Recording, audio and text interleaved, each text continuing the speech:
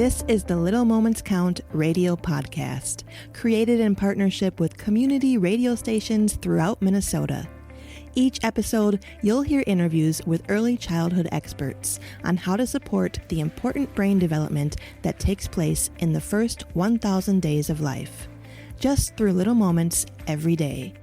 Learn more at littlemomentscount.org/podcast.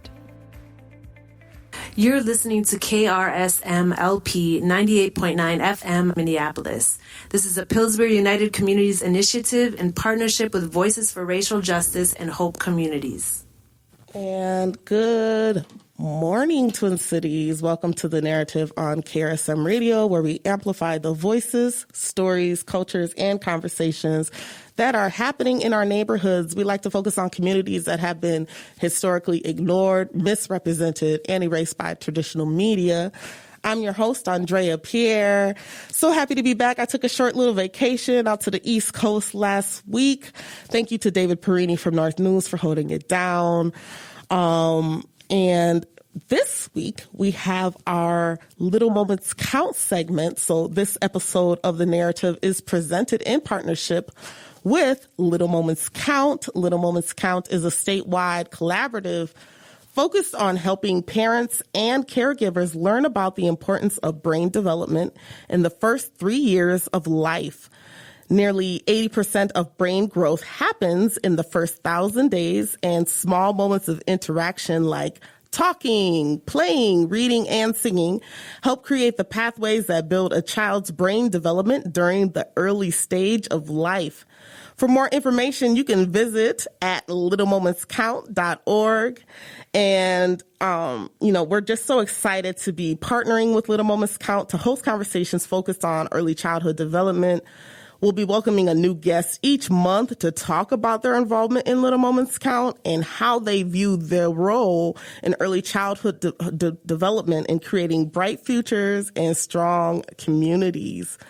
So with all of that being said, I would love to welcome our guest, Kylie Cooper. Welcome, Kylie. Really happy to have you here with us, Kylie, here on The Narrative. And I just want to read your bio. So Kylie Cooper is the Executive Director of Rise Early Learning Center. And Rise Early Learning Center is an innovative childcare model in St. Louis Park that combines affordable housing and affordable childcare, Kylie has a Master of Arts in Early Childhood Education and has been in the field of early childhood since 2009.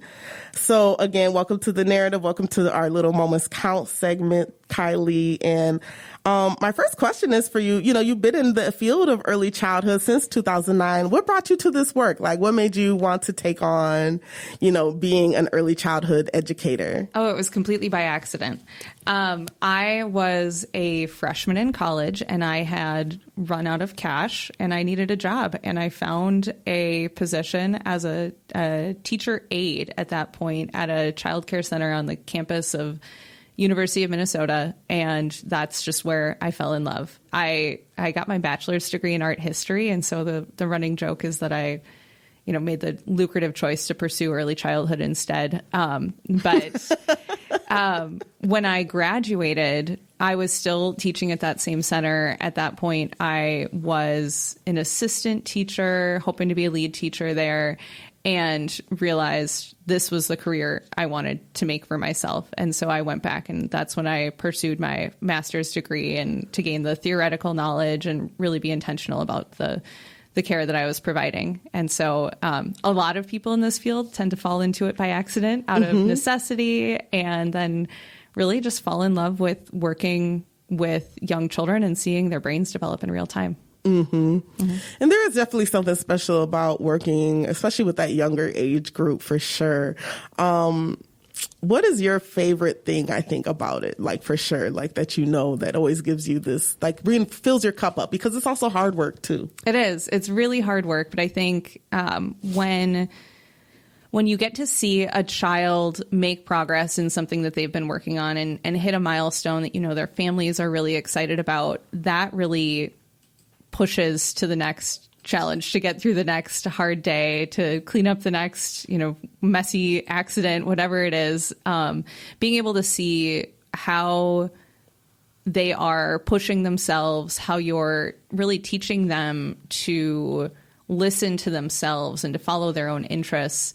I mean, I was primarily a toddler teacher for the duration of my time in the classroom, and being able to see how these tiny little scientists who are doing experiment after experiment, minute after minute, they're just trying things over and over and over again, and they're trying to figure out how the world around them works, and they're using all 5 senses to figure it out, and just being able to see that happening in real time is super fascinating. And I feel like I had a very lucky experience too in the center that I was working at.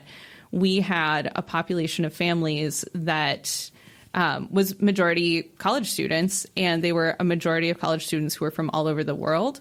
And so I would have, it was a complete norm to have toddlers come into my classroom who spoke 3 different languages. And to be able to see them in real time know which of their peers spoke which language and be able to switch how they were communicating. They'd go from speaking Hebrew to one peer to Spanish to another, and then they'd see a teacher and speak English. And you start to realize that their brains are really working on overtime. And they're in this period of just taking in all of the information and trying it all out. And they are picking up way more than anyone really realizes. Truly little sponges. Absolutely. So 80% of a child's brain architecture develops in the first 3 years of life. And what can parents do to maximize their child's brain development? Yeah, so obviously the reading, the talking, singing, and playing are all paramount to building those relationships. But I would say, and I'm a parent of a toddler too, so I feel like I'm living this every day. For me, the biggest thing is noticing. And there are so many different things that are working against our ability to notice and engage with our little ones. We have cell phones and apps that are designed to take all of our attention, and we miss out on so much when we're using screens and not able to give that full attention. And so we can notice so much more about what kids are doing and what they're interested in, and it makes those reading and talking and singing and playing moments that much more meaningful when we're there as adults in our full capacity. Yeah, I'm kind of glad you brought up, even like our pets are irritated with our phones. Yeah, exactly. My cat will literally sit on it. Yeah. Yep, absolutely. They're trying to give us a message, I think, and it's just, we have to constantly be working against that. And, certainly children today are going to need technology literacy as they grow up, but what they need more than anything is their emotional and their social skills, and that comes from their primary relationships. So then as you go into those first, 1,000 days, what are the likely benefits for children as they enter into kindergarten, and what are we seeing here?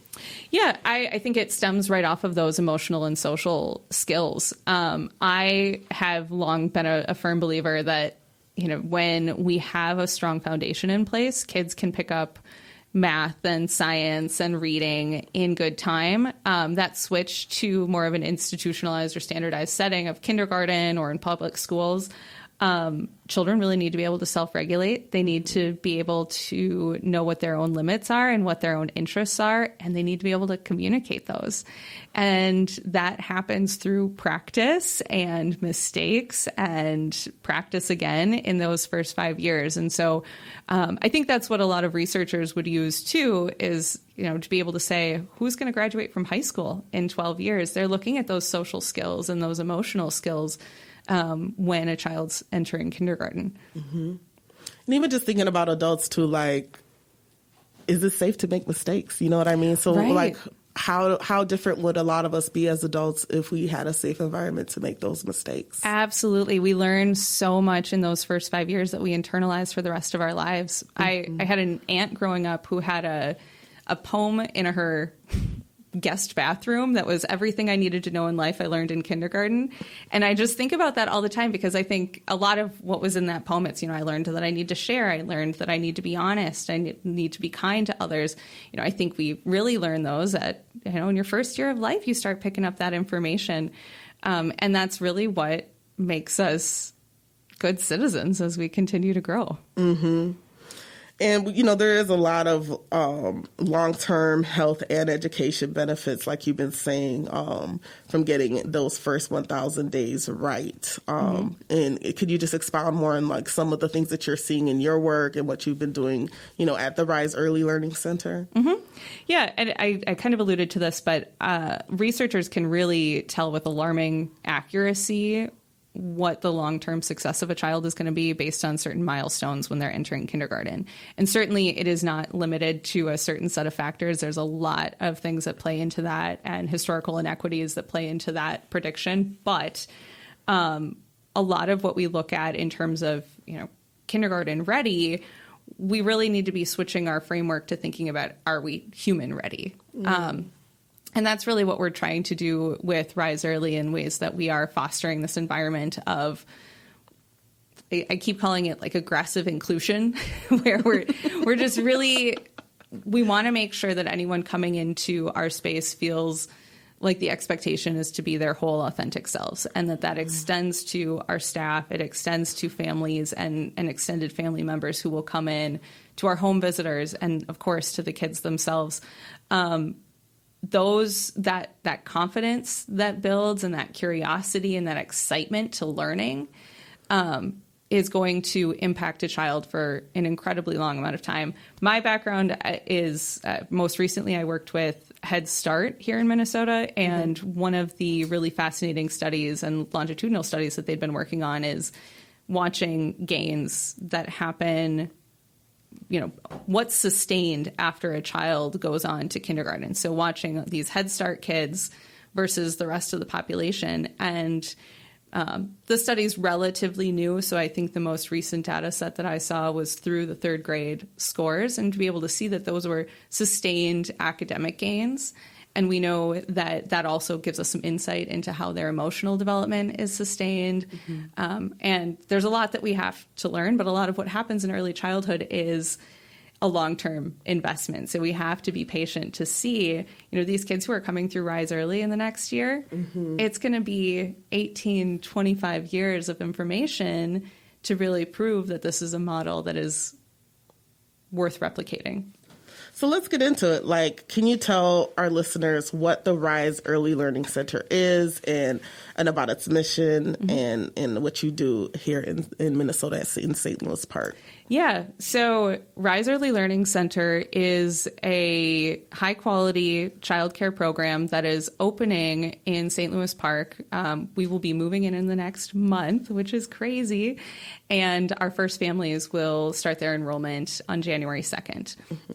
So it is a program that combines high-quality, affordable childcare with high-quality wraparound family supports and affordable housing. So we're housed within the Rise on 7 building, which is across from Knollwood in St. Louis Park. That Rise on 7 building is a 120-unit affordable housing complex that are all 1, 2, and 3 bedroom apartments, which is really rare. Most places in the country, definitely here in Minnesota, to have family appropriate affordable housing. And that's been evidenced through the demand for the spaces. I think it speaks so much to our need as a social services net to be really accommodating to different types of people who need supports and stability. So this idea came to light about 5 years ago now, when a church in St. Louis Park had a series of community assessment conversations. It's a process that they do every 5 years, and they bring in a bunch of different community leaders and say, what are the biggest problems facing our immediate community? So what does St. Louis Park need? And in 2018, so before the pandemic even, over and over and over again, they kept hearing access to affordable housing, access to affordable childcare. As I mentioned, I've got a toddler of my own, so the access to affordable childcare is huge. So real. It is so real. West Metro average right now for toddler care is about $22,000 a year full time.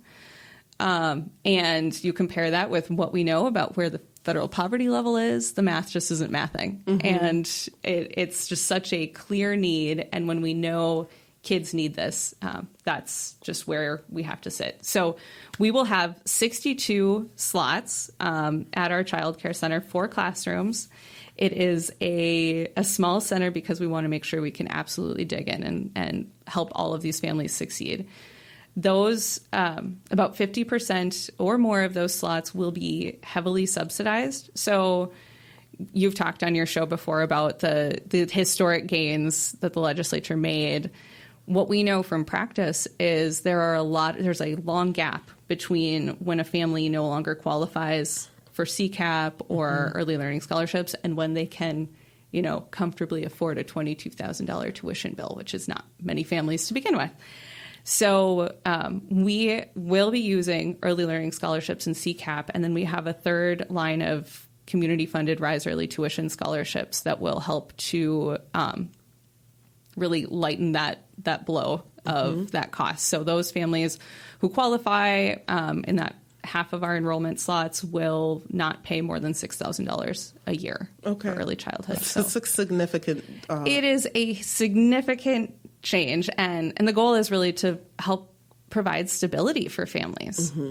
Because the child care center is within the complex. It is. So you're not only living there, you're getting support with child care. What other services are you having there? Because is it like a wraparound services network there then? Yeah. Well, Common Bond Communities has on-site case managers. And then the third leg of our foundational partnerships is with Way to Grow Minneapolis. And so they're expanding right now into the St. Louis Park area as well. And they provide intensive home visiting through a child's first 8 years. And that looks different for every family. It is volunteer focused. So it is, a family has to say, we're interested in this, but it's not restricted to income or any sort of circumstances. If a family wants to participate, they'll find a way to support them.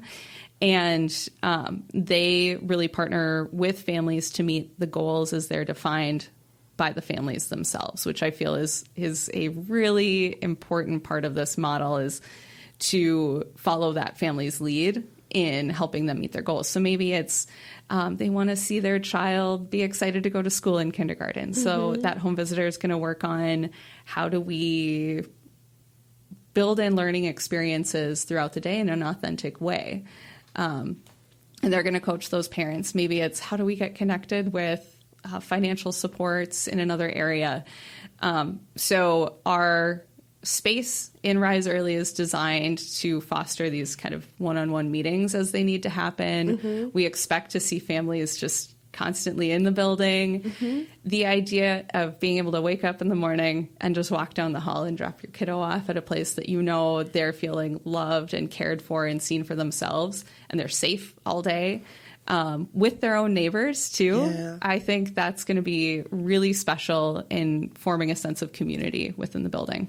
Yeah, it does seem so too. And especially, I think parenting can be very hard too if you don't have that familiar support, if you don't have grandparents or extended family or friends, even, or people here to help you navigate it. Or, say you weren't parented in a healthy fashion yourself, but you want to learn that. I could see this being a healthy way to learn better ways to be, to break those cycles of like abuse and things like that can happen as well. Absolutely. All the cycles, the cycle of poverty, a cycle of trauma, a cycle of abuse, and also holding the central idea and the central knowledge that all parents are well-meaning, that they are trying to do the best for their kids, and you can only do the best with the information that you have. And it's the same reason that years ago, my crib had a bunch of blankets and crib bumpers in it, and now I would never do that. We do the best with the information that we have. One thing that I'm really excited to see take shape is Way to Grow will host monthly parent education nights inside the building, accessible to all the parents there, plus any Rise Early families who aren't living in the building, and they'll focus on what that group needs to see. So maybe it's all the parents are dealing with potty training, or maybe it's how do we connect with the Creekside Community Clinic and learn about healthcare and public health access in St. Louis Park. Just the ability to form, we call them our lowercase p partnerships, because our uppercase partnerships are with Common Bond and Way to Grow, but then thinking about all these different community supports that exist. We do have a varied and strong safety net system, but so many of these pieces sit so siloed, and it's so difficult to coordinate processes, and there are so many barriers between paperwork and time and access and transportation to being able to actually coordinate that we're excited to be a hub that actually facilitates that for families and helps to break down those barriers to accessing the needed supports. How are you able to do that? Are you giving them like a case manager or like meeting with them regularly? Like, how are you able to keep up with that then? What's the model? Yeah. Well, part of that is why we only have 62 slots, is really getting to know families wholly and being able to coordinate those supports. Since I came into this role back in March, we have heard from so many different community organizations who are really interested in finding ways to support. So we've built a kind of internal hub of if a family says this, let's connect them with this. Each of our teachers acts as a connection to a community organization. And so they might be volunteers or board members or just the warm handoff designated person for those different organizations, so that when a family says, hey, I need help with groceries this month, then we can say, oh, go talk to so-and-so. They have the connection to STEP, which is the St. Louis Park Emergency Program, and we'll get you set up right away. And having just that referral and the names and the warm handoff in those cases makes that a lot more navigable.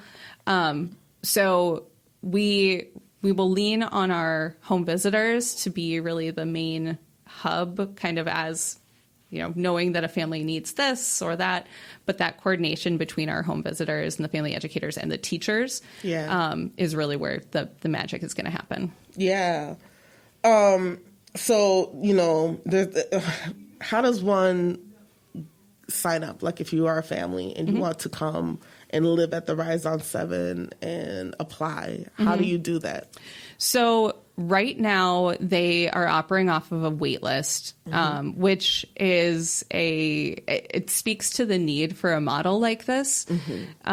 Very little, intensive outreach and things like that happened, but this building had just through word of mouth and seeing this. It's a great location for a building like this. It's a half mile from where the light rail is going to be in a couple of years. It's right on a bus line. It's across from Knollwood Mall.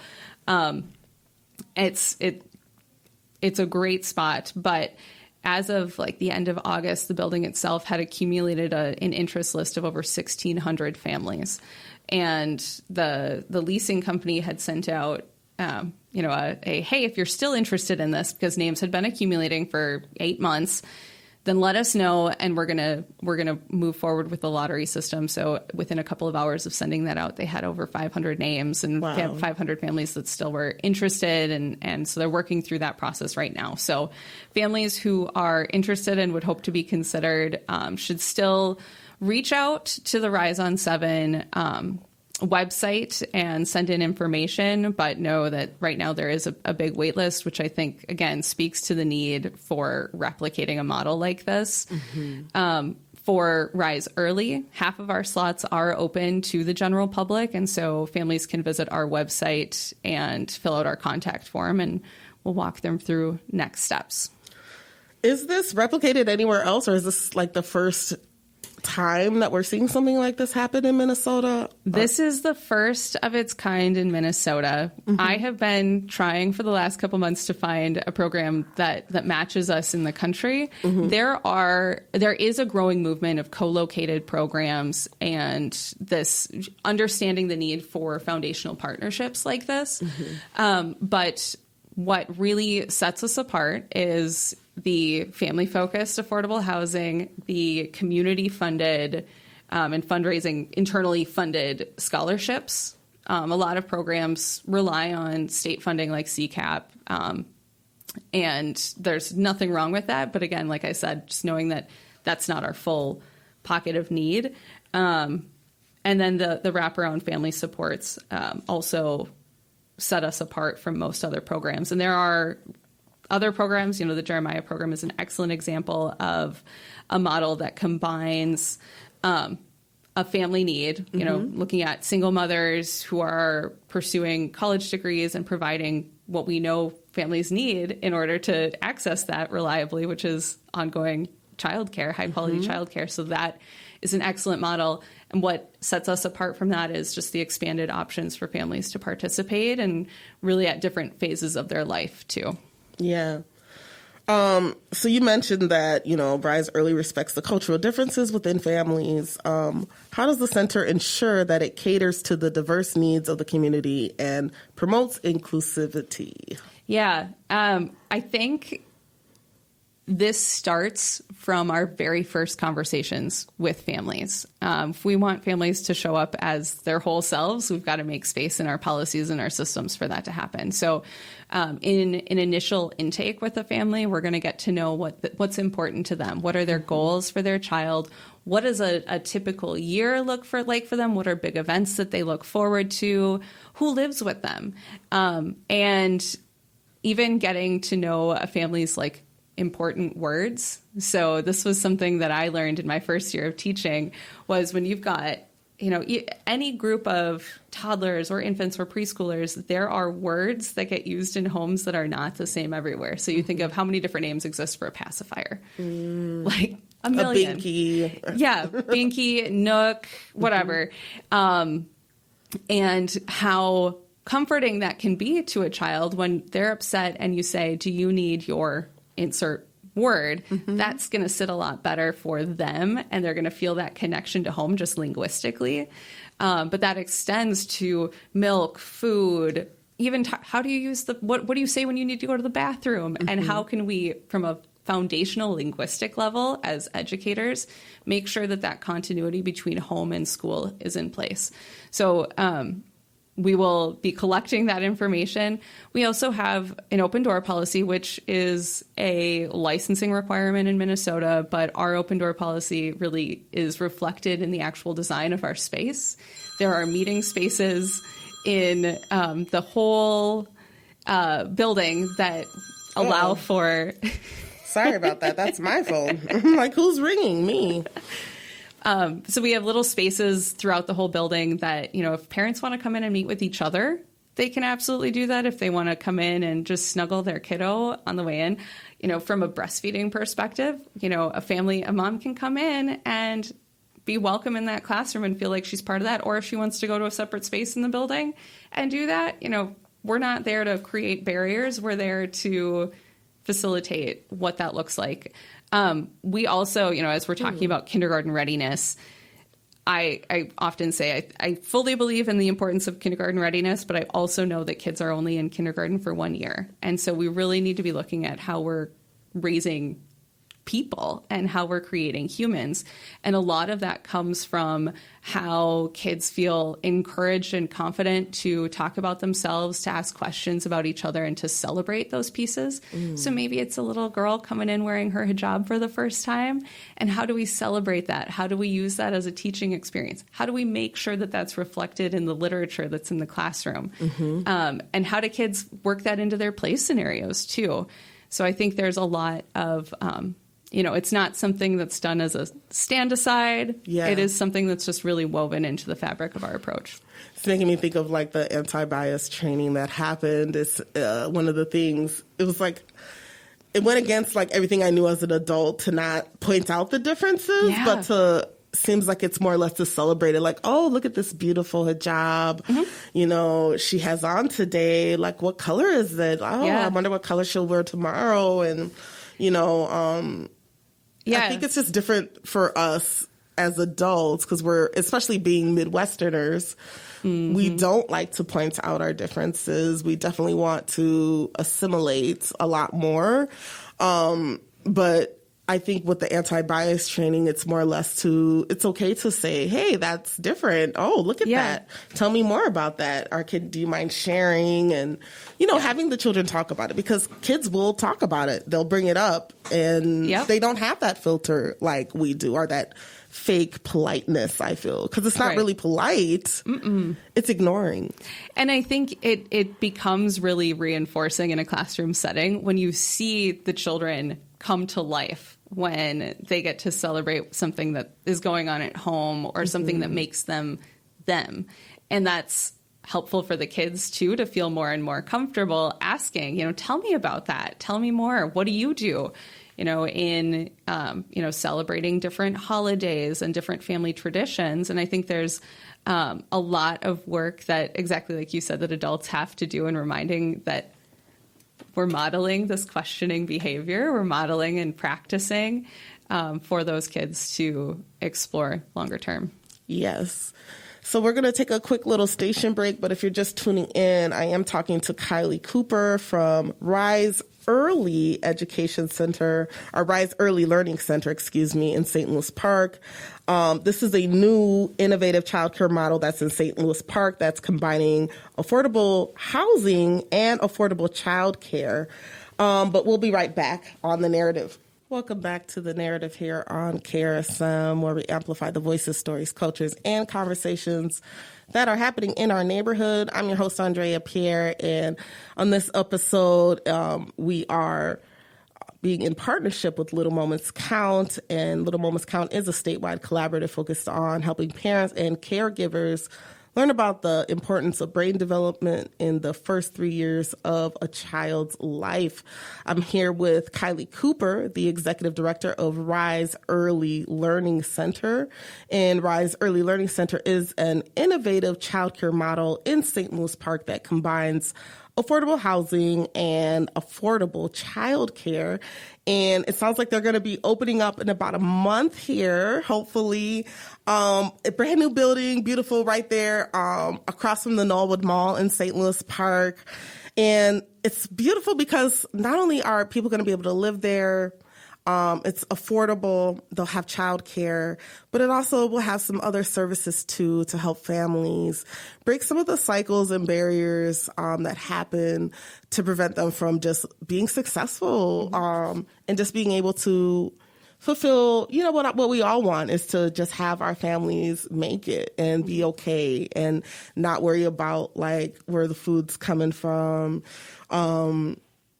And just know that we're doing our best, but we all need a little help. And I just love that this place exists and places like this and things like this are happening for others.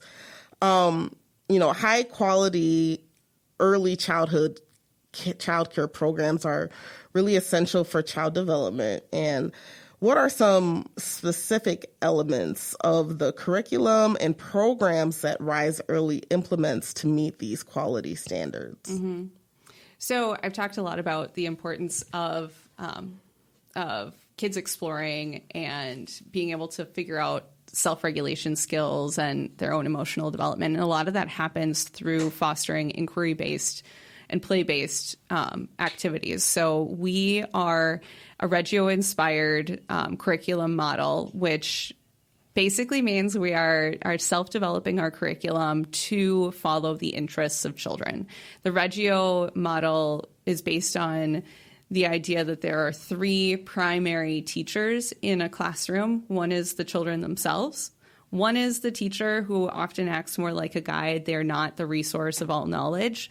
They're more there to march alongside the kids. And the third teacher is the environment itself. So we know we really want to see kids playing and exploring and testing their own boundaries. And we are going to watch and observe and really look at teachers to be researchers in the sense that they're setting up their own experiments in real time. I wonder what would happen if we put these toys out, or if we move the shelf this way. What's going to change in the classroom? Is that going to inspire kids to play with it a different way? And what that does in long term is it builds kids' confidence in knowing what they are interested in and how to be active learners. It's less at this stage about getting rote information into their heads and spit back out, and it's way more about a child walking outside and seeing a bumblebee and going, what is that doing? Why see white? And I see yellow and black, and why does it fly from flower to flower? And then it's the adult who goes, all right, well, let's dig into this. Let's learn more about bees and pollinators, and maybe we'll plant some plants in our classroom and explore, or maybe we can find some books about it, and really following that interest for kids. And sometimes that means, our classrooms will stumble into concepts that don't quite feel developmentally appropriate. Maybe you've got a group of toddlers who are really interested in planets, who we might think as adults, like, you can't really conceptualize what space is, because as an adult, I still can't conceptualize what space is. But they want to know about these big concepts. And they also want to explore the messy side. So it's like paper macheing the planets and building their own system and exploring what it means to be on Earth, even if it's just language. But really navigating the kids' interests for that. And so our locally designed curriculum model it is approved by the Parent Aware System. Mm-hmm. We will be pursuing our NACE accreditation once our door is open. You really can't get accredited or rated or anything like that till you actually have kids in the building, which makes a lot of sense. And so that will also kind of tie into our documented progress too. Yeah. And that Parent Aware System is very nice. I think the highest you can get is 5 stars? 4 stars, 4 yeah. stars, excuse me. And I think we've had them on the narrative as well. Oh, yeah. Too. Yep. So also let's get into like teacher quality. Mm-hmm. It's crucial for child development, and I'm just wondering, how does Rise Early ensure that its educators are well prepared, compensated, and equipped to provide engaging and effective learning experiences? Yeah. So we do these hard hat tours through the center, and I usually make a point to say we could have the most beautiful center, but none of that actually matters if we don't have amazing teachers who are showing up every single day. And this is really hard, really strenuous work, but I think this is also the area that I'm most excited to change the narrative a little bit as it pertains to early childhood. I mean, you can't crack open an article in the last 3-4 years without seeing how hard it is to hire in this field, how hard it is for the people who are in this field to pay their own bills, to support their own family. There's mental health concerns. There's all sorts of different issues that are really perpetuating this childcare crisis that we're really existing in. And I shared a little bit about my background, and what I didn't share was why I left the field, why I left direct teaching. Mm-hmm. And that was because I finished my master's degree. I was making $15.45 per hour at the time. And that was sustainable to some degree, but it was a little while ago. And through no fault of their own, this is the system we all exist in. My employer at the time said, "We're so excited. Congratulations." They'd been so supportive of me, like doing my homework during nap time and things like that. I shouldn't admit, but they had been great. And they said, "We're so excited. Here's a 10-cent per hour raise for you." And that was what they could do. That's not their fault. But that really hit me at that time as, this is not a system that's sustainable. I can't exist in that and do the best for the children in my classroom. And I don't think that's a unique feeling at all. So that's when I left. I started work with Think Small, who I think you've recently had on here too. Mm-hmm. And I think all of the roles I've had since then, there's been a moment where I've gone, boy, if I could earn this amount of money and feel financial security while teaching, I would go back to teaching in a heartbeat. And for me, that's really driven, like, this Rise Early project has been kind of a coming home of sorts of being able to be back in the classroom and know that the teachers at our center are going to be well cared for and going to be well compensated. So long before I was a part of this project, the foundational board members sat down and said, if we're going to do this, we've got to care for the educators. And so one of the building blocks of our budget, of our approach, of our fundraising was having pay parity with the St. Louis Park public school system. So our teachers, our lead teachers, will have a starting pay on average across all of the positions that is between $45,000 and $50,000 per year, which averages out to about, this is a horrible statistic, but $10 per hour more than the national average for childcare workers. And we want to see that continuing to build. I also think that's something that helps us know that we're not going to be an anomaly, because we know that when one program starts driving wages north, then other programs kind of have to figure out how to do that as well. Our teachers, part of being able to hire them in at higher wages than the industry averages is also their qualifications. So our lead teachers have associate's or bachelor's or master's degrees in early childhood education. They have experience in classrooms prior to Rise Early. We also have assistant teachers who have a minimum of a child development associate. And we're really excited to support anyone who needs it or who's interested in furthering their education as it pertains to their role. The other side of that is supporting the residents of the Rise on 7 building. So when a parent in that building is interested in entering this field and maybe they don't have the credentials needed, we'll have a pathway of workforce development where they can receive classroom experience while being paid, and have their CDA cost covered, or if they're going to pursue their associate's degree, we'll be able to support that utilizing programs like the Teach Scholarship or the dual training grant through DEED. So we have different systems in place to really pave the way there. And I would say the third part about making sure that our classrooms are really high quality and that our staff are well cared for is low ratios. Minnesota ratios are not anywhere near the worst in the country, but, you know, as a former toddler teacher myself, the state ratio is 1 adult to 7 toddlers, which I've been, and I've also been one of 3 adults to 14 toddlers, and there's a world of difference that happens with extra supports and low ratios at any age for kids. So all of our classrooms have 2 leads and an assistant at a minimum in them. So that includes our infant room with 8 infants. We've got 2 lead teachers and an assistant so that we can really be providing all of the one-on-one support that we possibly can. And then being able to bring in additional support from, we have a director of curriculum who will be available in classrooms and really supporting the ongoing development of the teachers.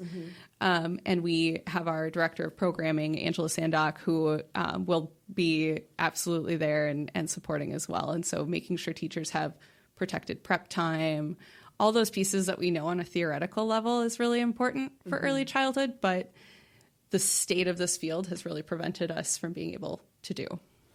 Yeah, and it does take just one place to kind of start making those little minute changes in order to change the culture. You know, and culture and systems change really does take time. I'm also just wondering too, just about, you know, because there's a diverse teacher shortage even in all the school systems.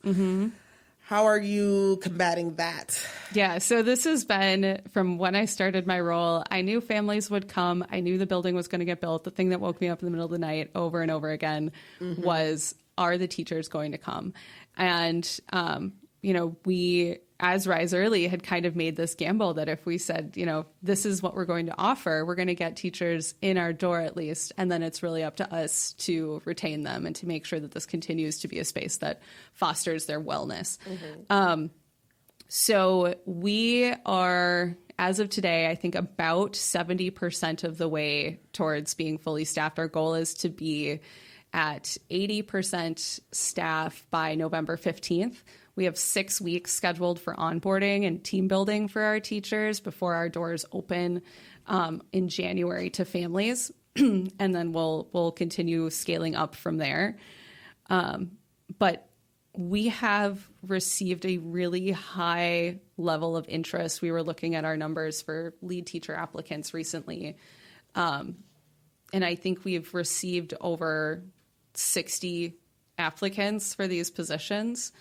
And certainly, you know, it's a weird hiring climate where people can apply for jobs very easily. But I think that, again, really reinforces this idea that, you know, there are more people like me out there who have left this role of direct teaching but really miss it and want to be somewhere where they are cared for if they are then going to be caring for others. Yeah. Teaching is such a hard job. Thank you, teachers. Yes. Thank you, teachers. Sorry, teachers that I was listening to. Sorry. We're going to take a little station break here, but we'll be back with more Little Moments Count segment here on The Narrative. And we are back here on The Narrative on KRSM. We are doing our Little Moments Count segment. Once a month we do our partnership with Little Moments Count. And if you don't know what that is, it's a statewide collaborative focused on helping parents and caregivers learn about the importance of brain development in the first 3 years of life. This month's guest is Kylie Cooper. Kylie Cooper is the executive director of Rise Early Learning Center. And Rise Early Learning Center is an innovative childcare model in St. Louis Park that combines affordable housing and affordable childcare. And it sounds like competitive wages for its employees that are doing the teaching of the students here. So Kylie, what a great opportunity. Over 62 childcare slots you're saying that you have. For our placements, for children at Rise 7. You said it's over 120 unit building, 1 to 3 bedroom units, and you're saying is it at 70% capacity right now, or 50% capacity, you think? Well, they're in the process of leasing up. They'll probably be at 50% capacity by the end of the calendar year. Just, for those who are familiar with the affordable housing industry, there's a lot of paperwork and a lot to work through, and families do need a lot of support navigating the leasing process. So they have a great team working and providing one-on-one support to families who are getting leased up, but it'll be about at least 50% by the end of December and really ramping up after that. I don't think it's going to be long before the building's full. Yeah. And then I'm just kind of wondering too, as you go through this process, and because you have different partnerships, you have a partnership with Common Bond Communities and Westwood Lutheran Church. How do you think that these collaborations kind of strengthen the center's impacts? Yeah, I mean, hugely. This wouldn't exist at all without these partnerships in place. And so Westwood Lutheran Church is the church I was referring to earlier, who really started and acted as a catalyst for this change. They committed their entire capital appeal it'll end up being $1.4 million over a 10-year period in order to further this mission of providing affordable, accessible housing and childcare. And I think it was those communications that really built that foundational partnership with Common Bond. The land that the Rise on 7 building is on is actually the former site of the Prince of Peace Lutheran Church. And so in 2019, they were looking to sell that land. And through a series of connections and conversations, the council at that church decided to sell the land at a pretty significant discount from other offers that they were receiving, knowing that the mission and the legacy of the space was going to be continued in this way, that it wasn't going to turn into luxury apartments. It wasn't going to, continue to exacerbate issues that we already knew existed in St. Louis Park. And so that was a huge factor just from the get-go. But I do really strongly feel that the idea of a community, a faith community really rallying around this is also what prevents something like Rise from being an anomaly. I think it's what makes it completely replicable in any community that has people who are invested in seeing their neighbors thrive. You have to have access to affordable housing and affordable childcare. And that's going to continue to become more and more obvious just with the way the world is moving along right now. What Westwood Lutheran Church did as well was they inspired a lot of other faith communities to jump in and support too. So to date, we have 13 other churches and synagogues who have pledged support over a 10-year period, understanding that this is critical to seeing how their neighbors can survive and thrive. Common Bond Communities has also provided, they covered the entire construction cost of the space, which is a huge expense just from the get-go, but also considering the amount of childcare programs that are kind of retrofitted. You know, they're other buildings, they're church basements, they're centers that were never meant to be centers. We've had this ability to really build the space out to be completely intentional. So things like pull-up bars to prevent repetitive stress injuries in our teachers. We've got heated floors to invite walking around and crawling around on bare feet and bare knees. The nooks and crannies and the spaces that really just belong to the kids. All of that wouldn't have been possible in a space that we were making fit. And so the investment that's been made from Common Bond there, plus the ability to have the space rent-free for at least 10 years. Wow. That helps our margins a lot. You know, most childcare programs operate, 87% or so of their annual budget goes directly to salary and compensation for staff. These are just tight margins to begin with. And that doesn't leave much for lease and materials and whatever else needs to happen. Yeah.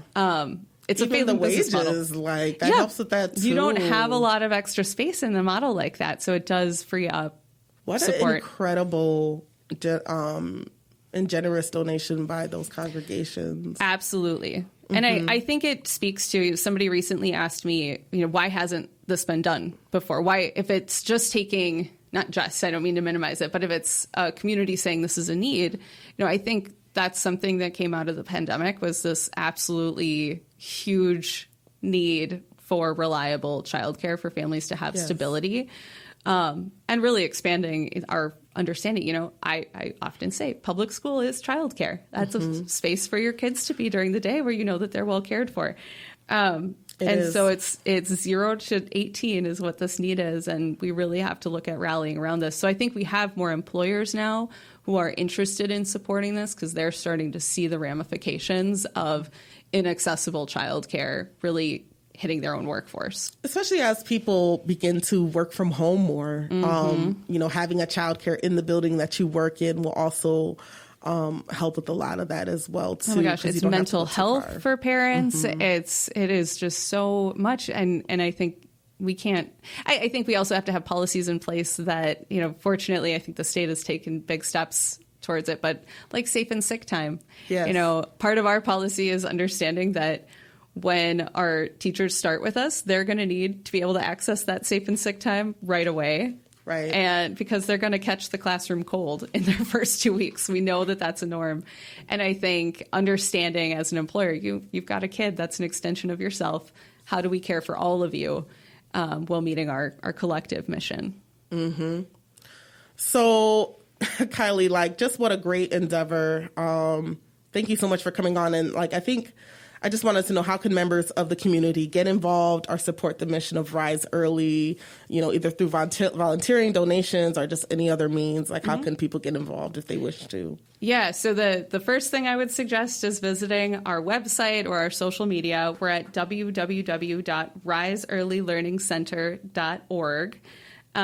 We are still hiring, like I did allude to, and we are building out our list of volunteer opportunities, and we'll have lots of those coming up in coming months, and really looking to learn about people's individual superpowers and what they can bring to the center.